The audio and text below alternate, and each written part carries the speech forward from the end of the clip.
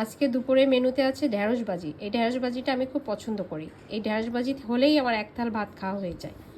আর আছে ডাল, টমেটো দিয়ে ডাল রান্না করেছে। আর হচ্ছে ডিমের কারি।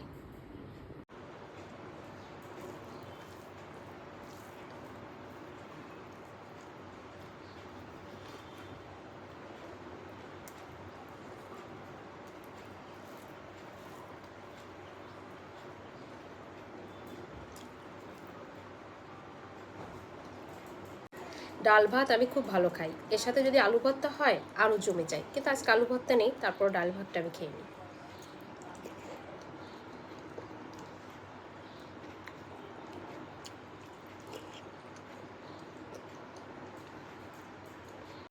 ডিম আমি ছোটোবেলা থেকেই খুব পছন্দ করি।